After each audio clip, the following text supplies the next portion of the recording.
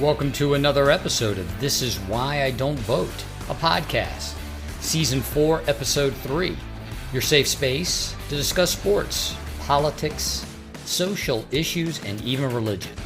Where we will take it all very seriously, but not too seriously. A dedicated episode with my buddy JB to wrap up Season 5 of Fargo, go over all of the plot lines, the characters, and of course, wrap up episode 10. Thank you to all my dear listeners. If you're a fan of Fargo, the television show, you will enjoy this hour-long discussion about this season of Fargo and the series finale. If you are new to the channel, please like, subscribe, thumbs up, write a review, give it 5 stars. Please send to your friends far and wide. If you like what you hear, please consider supporting. This Is Why I Don't Vote podcast is on Patreon. Let's do it. Act 1, Reflections on Fargo Season 5 with my buddy JB. Back with enthusiasm. This Is Why I Don't Vote podcast brings in my buddy JB, Jason, to do a Fargo Season 5 wrap-up. Jason, go ahead and say hello to the peoples. Hello to the peoples. I'm happy to be here back again on This Is Why I Don't Vote. So I want to make clear that routinely we do not prep collectively for these wrap-ups or even the 2 idiots discuss sports, the 4 idiots discuss sports. I like to keep it off the cuff because I don't want to know how you felt about the series, the season, whatever it may be that we're talking about. And I don't want you to know how I felt. So it's a more authentic conversation. So I'm going to kick it to you. Fargo, Season 5. You've gotten through all 10 episodes. Your thoughts about the season as a whole, characters, storylines. What did you think? So I feel like, I'm just going to say it up top. It was an uneven season for me. I think that it was really good in some spots and really, to me, disappointing in some spots. And that's okay. I think what I brought for me was baggage from having really loved Season 1 and Season 2. And Season 3 was just okay. And then I'm one of the few people that really liked Season 4. I think it did what he was going for. In the case of this season, what I mean by uneven, a couple of points. The first 3.5 episodes were brilliant. They had great set pieces. They set up the Doc character better than I would have expected. And really, for me, the set pieces are the thing. The initial kidnapping, her getting away from the kidnappers in that same episode, and then the Halloween proposed kidnapping where she kind of Kevinizes the house. It was just such good TV. And not only those things, but some of the things that you and I like, specifically needle drops, right? So you've got the Yes song in the first segment of the first episode. You've got Working Man.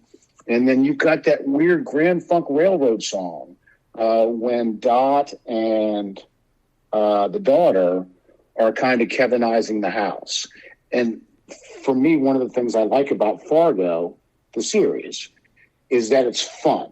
Even when it's dark, it's fun and there's cool stuff. And you get that in spades, like I said, in the first 3.5 episodes. And then it takes a turn. It goes away. Some of the plot points don't line up. We lose sight of characters that I thought were going to be important, like Indira. And so I guess that's what I'm speaking about when I talk about the unevenness of the season. Well, I agree with you. First and foremost, that the season was fun.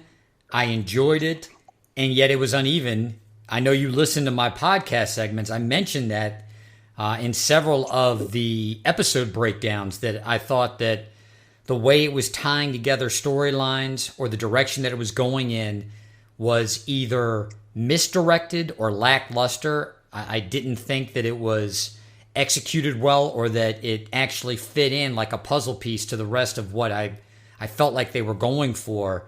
I agree with you too that season 4 did what it was trying to do, that it was a sound through line for many of the characters, that the story itself was told well.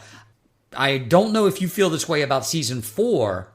I also feel like it was uneven in parts, and that it ignored, to the detriment of the overall story, different characters, and I found that disappointing. So I feel like both seasons 4 and 5 in places ignore characters for too long a period of time, and then in trying to bring them back and have that resolve or that resolution, it just doesn't work as well. I'll give you a great example, and I don't know if this caught you.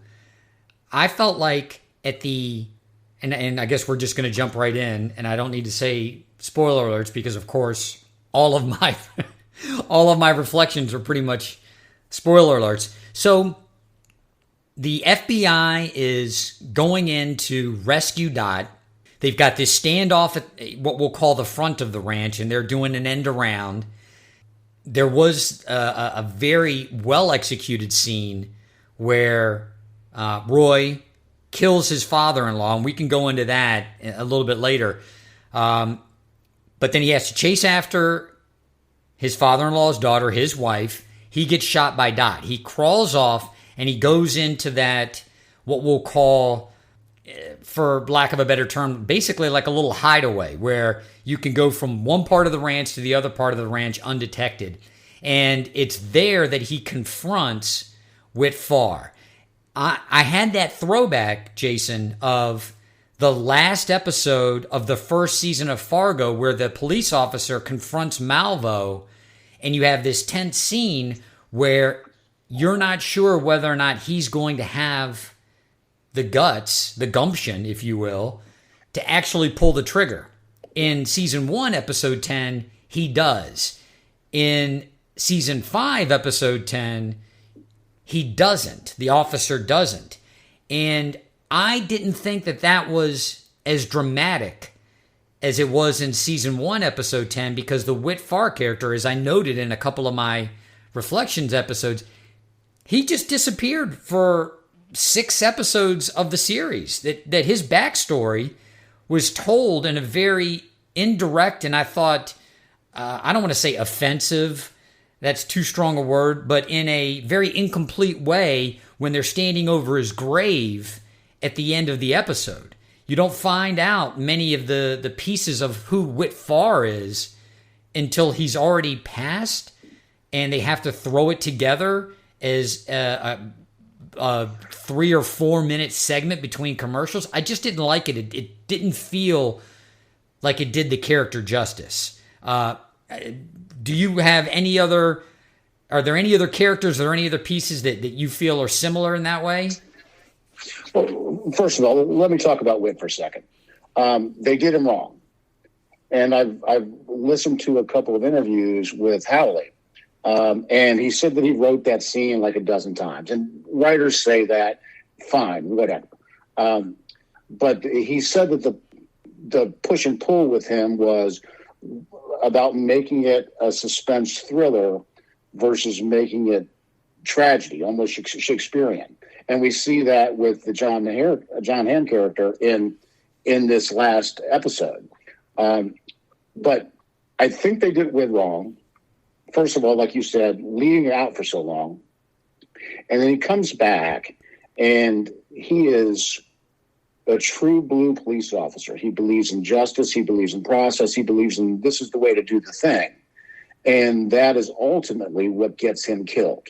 And maybe that makes it tragic, but it wasn't satisfying for me. So that's my thing on Whit. The other thing was Indira. She essentially gets Lorraine to understand that Dot is not only worthwhile as a human, but way more savvy and way more resourceful and way more tough than Lorraine believes her to be. And so Lorraine hires her. As soon as Lorraine hires her, Indira is no longer part of the story at all. Exactly. And that was also, I feel like that was a miss for me.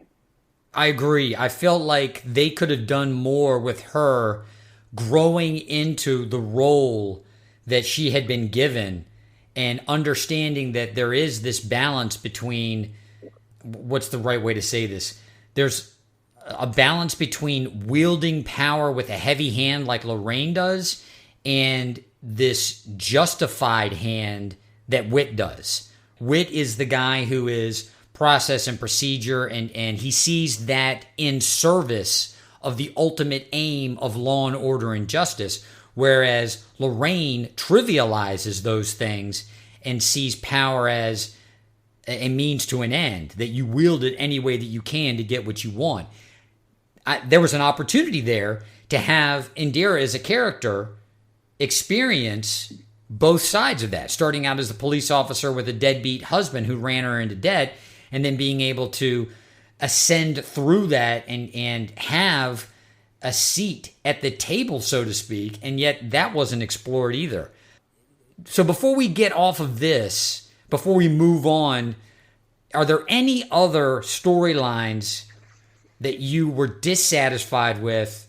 And then we can go on to storylines, because there were several that I loved. And I'm sure you did as well. So I don't play golf. You play golf occasionally. Is this correct? Yes. I would say even more than occasionally. I wouldn't say that I play, though. I swing at the ball. How about that? Indira's husband has the worst golf swing in the history of television. It was bad, wasn't it? It wasn't even... And for a television show that prides itself on both the realism and the macabre. I mean, part of the thing that they do so well, and I talked about this throughout the course of the season, is the way they portray violence. It's so realistic and macabre, and yet it can also have this dark sense of humor. It was strange that in every scene that you see him swinging a golf club, it's atrocious. And even to the extent that he was able to hit the ball, you just imagine that there's no way he could have gotten close to being a tour player. Now, I don't know, Jason, and I'm interested in your thoughts. You know, you see the drum set in there because he was in a band. Then he had all the golf stuff. Is it that he was just a dreamer and he was nowhere near close, or that he was only a step or two away? Because if he was that bad at golf, I can't imagine what kind of doormat she was to allow him to continue to spend that much time and money on it, right? Well, he says at some point, or maybe she says, that he came in second at some Myrtle Beach tournament, and it feels like that was one of those minor league things. I don't know exactly what they're called, but there's a name for them. And so if we want to give credit to the storytellers, we would say that that's just bullshit, and this guy was lying to Indira all along. If we don't want to give credit to the storytellers, and he actually was that, then they really missed on that particular little thing. But Indira also says at some point to Dot that, so the drums are there, and she says something like, well, that was his next thing. Right. And it was, right, okay, go ahead. No, that he... It wasn't so much that he, and I think the term of art that she used was he just wasn't tall enough to reach his dream when it came to golf. It's that he had a number of dreams that just didn't pan out and he just wasn't tall enough for. So it would be interesting to hear him play the drums to see if it was equally as bad and if that was a part of the storyline. And who do we get to see play the drums? Scotty. That's right. He was not bad. Not bad at all. And any other character that you thought fell flat, or that the resolution, at least for the story arc, didn't work out for you? You know what? I'm looking at my character notes, and everybody else, Pat, I think, has redeemable circumstances both within the plot and within their characters. So I don't think so. I thought so. The only one that I have that we haven't touched on, I felt that there was going to be something with the bodyguard, with Lorraine's bodyguard, when he was having that conversation with Scotty when Lorraine just presents at Dot's house, and he mentioned something about martial arts or something. I thought there might be some play on who he was and how he got to that point where he was a bodyguard. And none of the bodyguards, really, the security team that Lorraine had prior to this encounter with Roy and then after, none of them really played a role in the television show, which I thought was a miss. And I also thought it was a miss, although I liked the way it was done. I understand why it was done the way it was done. But I thought it was a miss that they didn't have more of, I guess, a visual story arc with regard to the standoff and the militia and Tillman's men when it came to the end. It was very sparse. And maybe that was because of the amount of time that they had. I didn't feel satisfied with the militiaman storyline with regard to their standoff against the FBI there on the Tillman ranch. Neither did I. So we were talking about characters. In terms of plot lines, now we're starting to get into episode 10. So you direct me. But what I want to say is kind of in line with what you're talking about. Because I have watched the show and really like the show but through its 5 seasons, I had expectations coming into episode 10. And I thought that there was an opportunity for something like we got in season 2, episode 9, which was the Sioux Falls thing, the shootout at the hotel, which was kinetic and violent and suspenseful. And I feel like in this season, they yada-yada'd the confrontation between the FBI and local law enforcement and the militia. And I think it's to the detriment of the episode. Agreed 100%. That's exactly what I thought we were going to get in the build-up, because it lent itself to exactly what the storyline of season 2 was. I thought it was, again, because you have so often these homages in the universe of Fargo, I thought it was going to be homage to the shootout at the hotel in season 2, and it was just an afterthought. So I thought that was a miss as well. Let's move in, though, to some hits. Hit for me, Roy Tillman as a character. The big hit for me, of course, was Ule. And I guess I'm saying that wrong based on the fact that he pronounces his name Ula in episode 10. What were your hits as far as the characters or character arcs or storylines in season 5, but in particular the way it wrapped up in episode 10? So I'll start with the one you started with, and I like to call him Monk because the way he said it was very funny, right? Right. Ula Monk. And so one of the things that I heard in a couple of the interviews with Noah Hawley was that the scene, the Sin Eater scene, which is that 500-year-old flashback, that was the first thing they wrote and the first thing they shot. It was the first thing in the script. Oh, wow. And the writer's room eventually thought it was just too weird to start it there. But now that we've seen the final episode, what a great bookend that would have been, right? To start with that and then end it with where we ended it. So I like the Monk storyline. One of the things that I thought was weird is that I rewatched 1 and 2 today, and Monk kind of is normal talking guy. He's not the third person, that thing that he does later in the episodes. He actually tells the guys, "Hey, shut the fuck up." He says regular things, and then he becomes this old character. I love the John Hamm character. Even when it goes to kind of Greek tragedy at the end when he's killing everybody for no particular reason. One of my favorite scenes in the show was in the second episode where he's at the diner and he's kind of instructing, as he would say, a married couple about how to get their lives back on track. So I like that. So Dot Nadine, how do you feel about Dot Nadine, Patrick? I'm going to go there. I want to take exception to one of the things that you said, and I want to present it to you and then get your thoughts, and then let's move on to Dot Nadine. You say Roy Tillman, right, Greek tragedy, starts killing everyone for no particular reason. So here's the way that I interpreted his storyline up into the shootout with the FBI.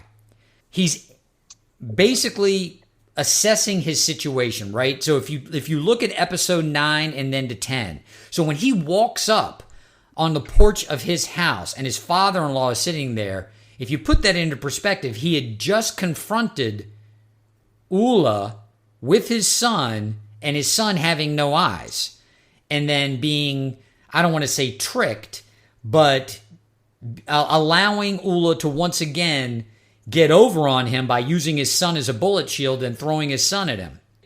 So he goes back to his house. His son's now a write-off.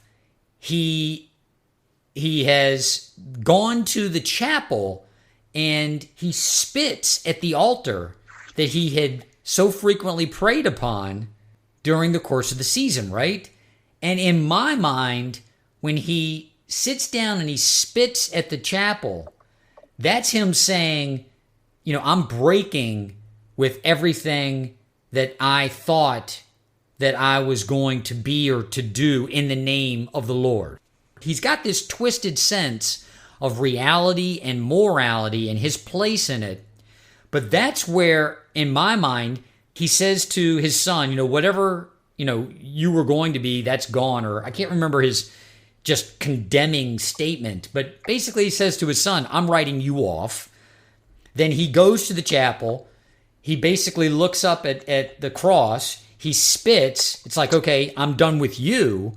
And then he goes back to his house where he's got his father-in-law, who he's got a contentious relationship with anyway, as we see from episodes 1 and 9.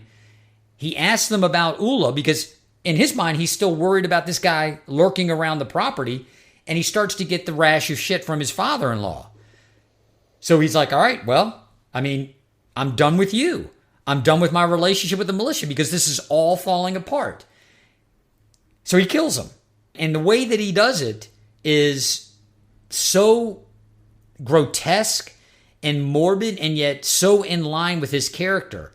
And in my mind, when his daughter sees, or I'm sorry, when his wife, the daughter of his father-in-law, sees what he did, he's probably going to kill her too, right? Because he's going to be done with that relationship. And then he runs into Dot, and then we see the unraveling of his character arc. What are your thoughts about that, and whether or not that justifies, at least in the universe of the show, why he starts going in the direction that he goes in? Well, you use the word unraveling. I think that's the right word, because if we think about, and I don't have a specific example in mind, but if we think about Greek tragedy, Shakespearean tragedy, what happens with the character is there are 2 or 3 things that occur. Usually, they occur because it's their fault. They started something. But one thing after another thing goes wrong, and the character starts to double down on things, whether it's doubling down on violence, double downing on lying, doubling down on whatever. And what we see with Roy is that he just starts to double down on killing people, and his anger gets the best out of him. And it starts with Danish. I didn't expect the Danish to get killed. I thought that was like the first step. When he shoots Danish, I was like, oh, it's on. Right. Roy's gonna kill a lot of people, and he does. And so I feel like, because go back to Whitfar, Hawley says he was going for tragedy as opposed to action suspense. If that's what you're doing, fine. I think he actually achieved that with Roy. And in these scenes, in the first 16 minutes of episode 10. Yes. So it worked for me. Yeah, it worked for me as well. I felt like there was a direction for what he was doing, and it was an unraveling or a slipping away when he realized that it's not going to work. When I say it's this whole ethos that he had where, he was supporting this militia that was going to storm the state capitol, and he was going to be the sheriff of the county that supported, this revolution, if you want to put it in those terms. And when all of that started to fall apart, you're right. I mean, he doubled down on what he knew and what his ascent was based on, and that's violence, right? So yes. So you and I are in accord there. The Dot Nadine character, I was a little surprised at the way that character arc developed in its, what we'll call its end. And I wasn't disappointed. I respected what they did more in my second viewing of the last episode. And here, let me explain where I'm going with all of this. I feel like Dot, I'm sure you've heard this term before. Sometimes you have to be a lion to be the lamb that you really are. And I feel like Dot, as a character, was a lion, or in the way they phrase it in the show, a tiger, because she had no other choice. She was forced to be that. And as you stated earlier, as I have stated in my reflections, she is very much like Lorraine, that when she's pushed, she's going to push back. The difference between Lorraine Lion and Dot Lion, or the Nadine character, is Nadine never wanted that. She didn't instigate conflict for the sake of some greater outcome. It was forced upon her, and she had to react. And as that level of conflict or that level of violence escalated, she escalated her resolve. Yet when she felt safe, she was quite the lamb. She was quite innocent. She wanted to be a nurturer. She wanted to be someone who was loving and loved. And that's what I think they tried to communicate to us in that last episode. How do you feel about not only her character, but my interpretation of what they did and whether or not it's on point? I'm really happy that I rewatched the first episode today, because one of the things that struck me was in the three set pieces that I talked about was the resourcefulness of Dot. And I think at one point Whitfar says something to the effect of, I've seen soldiers that couldn't do what she just did, right? Yes. And so I was like wondering if at some point we were going to get some kind of an insight to Dot's resourcefulness, her MacGyverness, and we don't. But in the first episode, he actually asks her when he's sitting there, and I think she's just twisted the ice pick so that it turns into a tourniquet. And he asks, like, what are you doing? How do you know about this? And she says, it's not my first getaway. That sentence, it's not my first getaway. That's all we know about Dot and her resourcefulness. And now that I watched it the second time, that episode, I was like, okay, it's enough. I would have liked more, but it's enough. Before we get into episode 10, one of the questions I have about Dot, because she's so resourceful, is when she got away from Roy and the family, why did she move just 7 hours away? Agreed. She moved to the nearest big city there was. By MapQuest, 7 hours and 27 minutes from Stark County. That seems like a miss. Agreed. I found it, I would have liked to have gotten more of the backstory as to why that was her first best option. And that could have been the backstory on how she ended up with Wayne, right?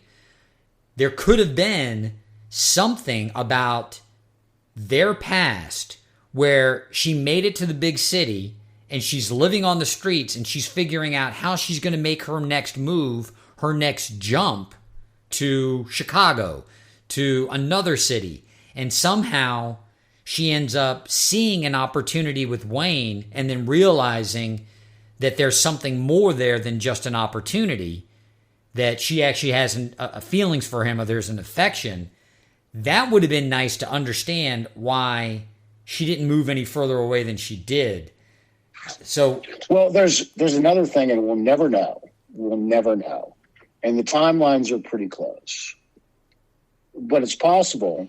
You know what? I won't say that. I'll ask you, is it possible that Scotty is Royce?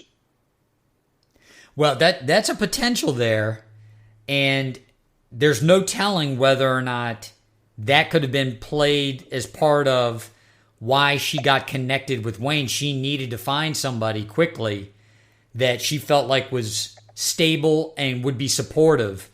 So yeah, there's a possibility there. And we will never know because we don't have enough information as to why she ended up where she ended up with, who she ended up with, and how she got integrated into that. I mean, it's one of those things like you hear in these Star Wars nerd circles, and yes, I know about it because I am a Star Wars nerd. Did Wedge, the pilot that went into the Death Star with Luke, did he have the Force?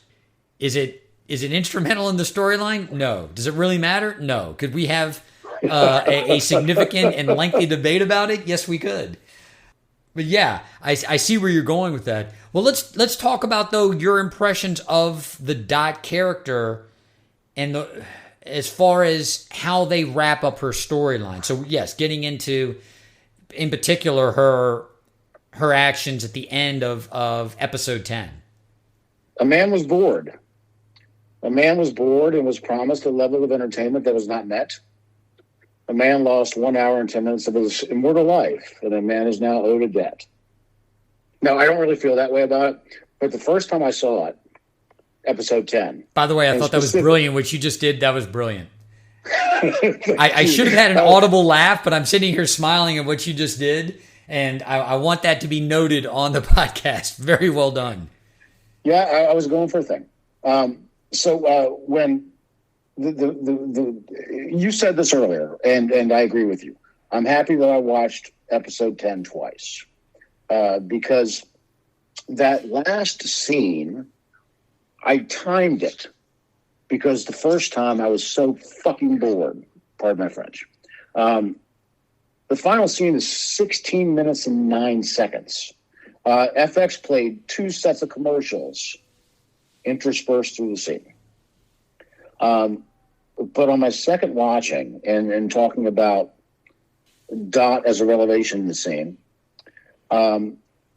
when you get there and Dot and Scotty are taking off their snowshoes and putting on their house shoes, and you see Wayne, who is kind of a nightmare interpersonally, and we can talk about whether or not he has situational awareness, is sitting there with Monk. It reminded me of the Carla Jean scene with Shiger at the second to last scene, with the penultimate scene of No Country. Yes. Because 100%. She comes in and she like sits down. Dot sits down and she's very straight backed, and but I think she's way more in control of the situation than what Carla Jean was. And Monk and Shiger are clearly different circumstances. I guess that's a start before I launch into, I guess, what are Dot's 3 arguments. So let me stop there and ask what you thought. Well, that was clearly an homage in my mind to the penultimate scene to No Country to Old Men. When they walk into the house and you see Wayne, I don't want to say silhouetted. I don't know if that's the right term of art, but he's clearly framed in a way where he would not be sitting the way he was sitting in the direction that he was sitting, but for somebody else being in the room. So you, as a viewer, are immediately clued into something and this is one of the things that I love about Fargo and what Hawley does as a director and as a writer, you know something before the characters in the story know it. So if you're paying attention, you know immediately someone else is in the house, and given the storylines, you know it's very likely Ula, right? So Ula's come back because he hasn't had it out yet with Dot. And that's exactly what happened. So I love the way that that was presented. I also, I wasn't bored in the first viewing. That's what I want to articulate. I had a few things come through my head at the same time. I was about to let them all spill out. So I wasn't bored in that first scene. In fact, the first time I watched the ending scene, let me spit it out, I found several of the elements to be so absurd that I laughed out loud. I thought that it was done very well as a dark piece of comedy. And we can get into not only Dot's story arc, Ula's story arc, but why Wayne it had to be the way that he had to be. As an overall character, Wayne is a disaster. As a prop, as a straight man, Wayne is brilliant because you get this very lighthearted, this very, like you just said, you almost have to wonder, I mean, is this guy tuned into what's going on? Is he present? And yet, that's who he always is throughout the course of the show, which provides this level of levity and comic relief. I laughed out loud where he's like, I want to go, I'm thirsty. Do you want to pop? I want to pop. And then you get this dialogue between Dot and Ula, and all of a sudden, again, the framing was perfect. It's just his hand. You just see Wayne's hand with a soft drink in it, and he puts it in Ula's hand, and Ula, he's confused by it. The way it was portrayed by the actors was brilliant. He's confused. I just started laughing. I was like, this is funny. In the midst of me thinking that he's going to kill this woman and her family, this is funny. Not only does he give him the pop, and it's out of frame, but he also cheers him. That's right, he does. It's great. He does. So I found that on my first viewing to be so absurd. So you really do have the best of two worlds going on at the same time. You have the trepidation and the fear and the foreboding of what might happen between Dot and Ula with her family in the house. And then you have this bizarre, comical interrelationship between the family and Ula outside of Dot. And I thought that was intentional, and I thought that it worked. Drawing it out the way that they did, I appreciated it more in my second viewing than I did my first viewing. So, when we did our pod about Asteroid City, the second viewings are important. Yes, if you're involved with the artist or the director or whoever, and the director's created something that actually is nuanced. That's also helpful. You don't need a second viewing of any Marvel or DC movie, right? No, dear God, not at all. Although Winter Soldier was pretty badass, but whatever. But I think you're right because I did my little bit. A man is bored, but when I watched it yesterday, episode 10. And specifically those last 16 minutes, I was really moved by it. I had stepped away. My expectations were stripped, specifically about the first half of the episode. And then I got into it, and you see kind of Dot making her three arguments and really kind of controlling the conversation. And at some point, after he's washed his hands, he still, Monk, still is trying to talk about the debt thing. And then she's like, well, hey, we like drop biscuits, and here's how we make them. And he's like, what? And then Wayne, who is one of the greatest hosts ever, has recognized that Monk is not drinking his pop and decides that Monk probably needs a beer. So within 16 minutes, Monk gets a pop, orange soda, by the way, and a beer. How great a host is Wayne? Very much so. Very much so. I appreciated the ending so much, and I think you're right. The bookend would have been much better if it had been starting with Ula eating Sin because that's how hungry he was, that's how desperate he was. And then the way that he told his own story at the end of the final episode. I appreciated the fact that he articulated his own story in a way. Not only did I feel like it was catharsis for him, I also felt like there was a foreboding there as to whether or not he was convinced that he wasn't going to collect the debt. I don't know if you felt that way. I felt like he was still considering, like, I might have to kill these people in order to collect this debt, and I don't mind telling them how I got to the point where I would do that. No, dude. First of all, catharsis is the right word. Once he washed his hands, I was like, nah, they're good. Oh, okay. So you're seeing the washing of the hands as him washing away some of the, if not all of the animosity that at least had regarding this so-called debt owed by Doc. No. It's actually way more practical. I think he washed his hands because he was told to wash his hands to be involved in the creating the meal. I don't think it's metaphorical. Oh, okay. I think he washed his hands because he was told to wash his hands, or he was going to get kicked out of the house. Because, as Dot said, we're halfway to dinner and it's a school night. And she's controlled the conversation. So he washes his hands, and when he does that, I feel like he's become engaged in the process of making the meal. And so he goes through his thing, which I agree with you is cathartic, but I don't think it's a lead up to, I don't think it's a sugar. I don't think it's a lead up to he's going to kill the family.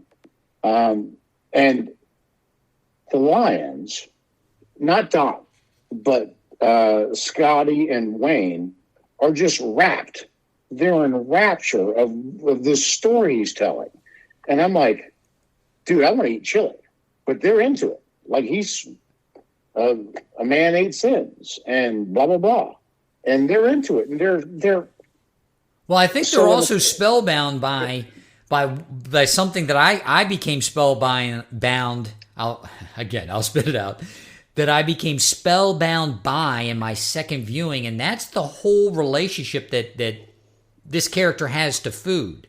And so what you're saying also helps illuminate the point that I was about to make, that he has a very negative relationship to food because of this incident that he gave himself over to in an act of desperation. And I feel like, although it's not articulated by the character, that every time he eats food, it tastes the same as it did when he ate sin, right? It was bitter. He tasted the greed and the animosity and the envy and the jealousy and the violence of the rich, of the wealthy. And so he is damned in consumption. He can't ever eat anything that doesn't taste that way, and he doesn't sleep. And as he said, he has no dreams. So when he was sitting there at the table, I felt like there was something going on with all of the participants at that meal that not only may have been courtesy that they weren't going to eat before their guest was, that they wanted him to be able to eat and enjoy the food in the same way that they were about to, and he was afraid to do so because he couldn't do that anymore. Oh, I didn't get that. That's actually smart. Sorry, that sounded condescending. I didn't mean for that to sound condescending. The Minnesota Nice. He's talking, and at some point, Scotty picks up her spoon, and she's like, "Hey, I'm about to eat," and he's still talking, and she doesn't. But that's later on in his monologue, I guess, if you will. They're just super polite to Monk. Yes, and all of them. And the third argument from Dot to Monk, we have to talk about the first two, is essentially to eat something that was made with joy and love. And that's the last thing. Him putting the drop biscuit in his mouth, right? And she also mentioned something else, that there's forgiveness in that because she uses that pejorative. She says, they make us do things and they make us feel a certain way, and then we feel like it's our fault. And clearly, she's referring to a different set of circumstances than this Mook character is, yet it puts them in the same vibration, right? The same set of emotional circumstances, that they feel guilt and they feel shame.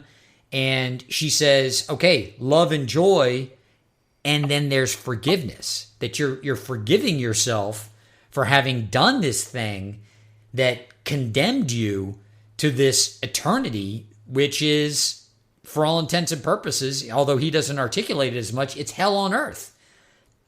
I thought that you nailed it. She says, the cure. You have to eat something with love and joy and be forgiven. And be forgiven. And then he takes that tiny bite, which I thought was brilliant.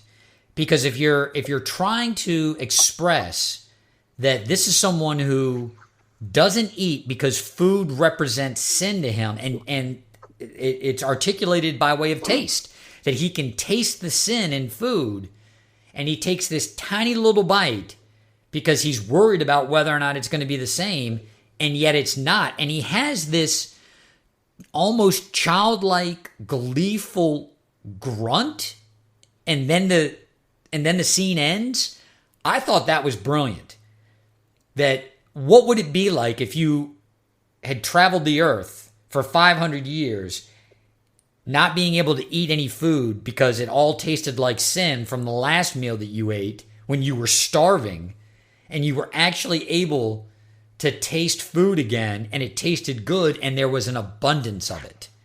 What would that expression be like? I thought that the actor who played Ula Mook, he couldn't have done it any better. And the way that the camera was framed around his face to see that articulation of joy reminded me of that one shot that they did of Roy after he got back from the debate, as he was walking over to the house where they were keeping Dot captive. It was just brilliant. You're really focusing on the ability of the actor to pull that off, and both of them did it.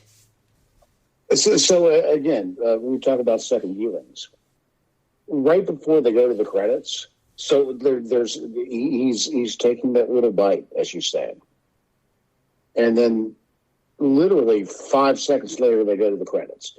Noah Hawley, director, writer, whatever, and he's smiling, and he's not the most attractive fellow, but he's happy.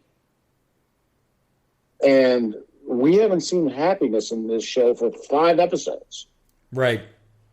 And it wasn't lost on me that was the culmination. So you keep talking about, Dot making these 3 arguments, or articulating these 3 positions, and it probably would be better served that if this were more organized, I would have had you go over those 3. I thought that was the culmination of what she was trying to articulate, and it was where the story. I can give you bullet points. Do it. Her first argument to Monk is, why must debt be paid? And this is a quote from her. What if you can't? If you're too poor or you lose your job, maybe there's a death in the family. And then she says, and this is diametrically opposed to Lorraine, her mother-in-law, isn't the better, more humane thing is to say that debt should be forgiven? Isn't that who we should be? So that's argument one. Okay. Argument two is, you took a job that had a risk to it. You can't be mad at the risk. That would be like getting mad at the table you stubbed your toe on. Love it. You made a choice. Yep. And then the third argument is not necessarily the argument. It's the drop biscuits. So I want to conclude by talking about the story arc of Lorraine Lyon. And I want to propose something to you about Lorraine. Lorraine is the polar opposite, but she's the flip side of the same coin that is Roy Tillman. Roy Tillman is someone that has obtained and maintained power, and his family has very likely been instrumental in his molding through physical intimidation and violence. And yes, he is part of the electoral process in that he was elected sheriff of Stark County. But his representation is that of physical manifest violence, obtaining and retaining power through that physical violence. Lorraine, on the other hand, because of the fact that she's a woman, she had to do it through guile and savvy and craftiness and her wits and very likely merit. So in the final scene between the two of them, where Lorraine sits down with Roy, I found it interesting and very likely intentional. Now, you may disagree with this. It could be a plot hole. So I'm leaving that open as it is a plot hole. But Lorraine sits down and she basically wants to communicate to Roy that they're not equals.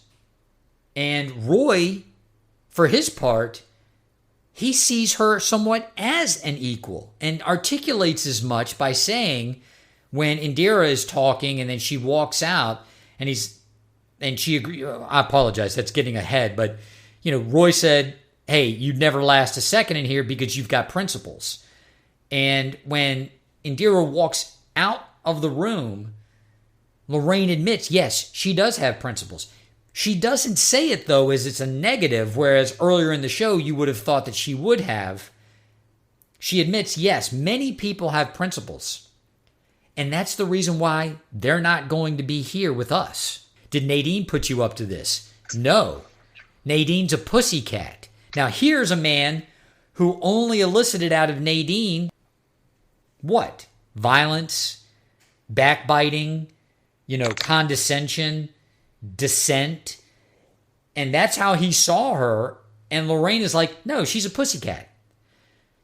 You don't know anything about any of these people, namely women. Let me articulate to you, though, that we're not equals.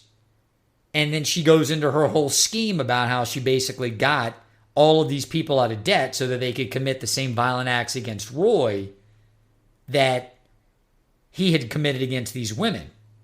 She never mentions Danish. She never mentions Whit Farr. And she's aware of these characters. I mean, she's aware of Whit. She met him. She's aware of Danish. Obviously, she had this relationship with him. He was her instrument, her tool to effectuate many of the things that she wanted to do. And yet her concern was demonstrating to Roy not only her power, not only that she has the savvy and the guile that he doesn't, she has the connections that he was never able to make because he was always going in this direction of violence, right? He articulates his power and his presence in society, but he knows everybody in Stark County. So he's the big fish in a small pond, and he intimidates everyone. And he's got this connection with the militia that he doesn't even really like, but he just sees it as an opportunity through a relationship with the daughter, his wife, to get something that he wants, which is this independence. And then on the other side, you've got Lorraine. She's made all the right connections. She can call the orange idiot and get the FBI to go and descend on the ranch. And she's expressing to him, I know that we look like the same character, one in a male body, one in a female body. You're the dim expression of what this wielding of power can be. And I am the savvy, the intelligent, the crafty expression of it. How did you interpret that final scene between them? And do you see any validity in anything that I just said with regard to these two, the dichotomy of these two characters? I do. And for me, it's actually a two-piecer because I didn't love Lorraine as a character in this season. And I really like Jennifer Jason Leigh. And I think she was kind of doing a thing that she did in a Coen Brothers movie called Hudsucker Proxy. Oh, yeah. Which was like way faster because she's a reporter. She's talking fast, but she's doing that right side of her mouth thing where everything sounds a little weird. It sounds a little 40s. But what I liked about the end was two things. First of all, you're talking about the Roy scene in the prison. But right before that, and before you go through, hey, here's a year later, Doc coming home. And she and Lorraine kind of hugging it out. And Lorraine's like, okay, okie dokie. Right. This is going on for a long time now. But she says to her, I just got the download. You shot him in the belly. Good for you. And I thought it was awesome. Yes, the way that she expressed it, she embodied the admiration. You felt it through her actions and her posture and her demeanor. And it was this validation for Dot, right? Also right, and I don't want to belabor this, but I'm going to belabor it a little bit. We don't get that without Indira. Correct. So I'll leave that be. But then Jennifer Jason Leigh is just tearing the house down in that scene. It's so fucking good. Agreed. She's carrying. Well, I don't want to say she's carrying that scene because I thought that John Hamm did a really good job as well. You do see in his face at the end of the scene the fear that she wanted to instill in him going through this scheme that she concocted. So she got everything that she wanted out of that interaction. And again, I feel like if any two characters were similar, it was the Roy Tillman character and the Lorraine Lyon character. It's the masculine and the feminine in the wielding of power. And I thought that it was drawn that way intentionally because you can see that both of them can be effective, yet one of them ultimately is going to endure where the other one is always going to have its heyday and then it's going to fall apart. There's only so much violence that you can wield before it begins to backfire, right? They're also both MAGAs. That's true. That's true. Although I wouldn't even say that Roy is a MAGA because he routinely denigrates not only government, but particularly the federal government. Yes, he does. Yes, he does. So any other storylines or any other characters that we didn't touch on that you wanted to bring up before we wrap it up? So, Pat, I'm looking at my notes, and so we hit Lorraine, who was, for me, awesome. We both agreed that the opening sequence of episode 10 was not as good as we would have liked in terms of the conflict between the militia and the FBI. We got the monk, Peter Stormore circumstance. No, I think we got it. Well, I appreciate you coming on and wrapping this up. I did like the season. I thought that it was effective. Were there parts that I didn't like? Of course. I think that's going to happen in every show. I thought that, unfortunately, the parts that I didn't like created to a somewhat uneven season. Will I take an uneven season of Fargo over practically everything else that's on television today? Yes, I will. Agreed, sir. Well, Jason, I appreciate you coming on, and I look forward to doing another series episode wrap-up with you. I don't know if there's anything out there on the horizon that would be worth us doing it over, but I'd love to be able to do it again soon. Thanks, dude. Have a good time. Act 2, Epilogue. In doing these wrap-up pieces, these season wrap-ups or episode wrap-ups, I always have notes, and it's difficult to touch on everything that you noticed when you were watching the episode, when you were taking your notes. I didn't touch on the fact that Roy Tillman, as a character, killed a state trooper in the state of North Dakota, killed a very prominent attorney in the state of Minnesota, and yet he was not on death row. He was in general population and the federal penitentiary. I'm not sure that he would be able to finagle his way into a federal sentence and not be on death row in the state of North Dakota after having killed a state trooper. I'm going to leave that alone. It's just another hole in the storyline that is convenient, that works in service of the ultimate conclusion of that story arc. Just wanted to put that out there that, yes, I did notice it. Didn't get around to talking to Jason about it. Not to be redundant, I'll take a season of Fargo with holes in the storyline and uneven story arcs over practically anything else that's on television today. This is Why Don't Vote, a podcast.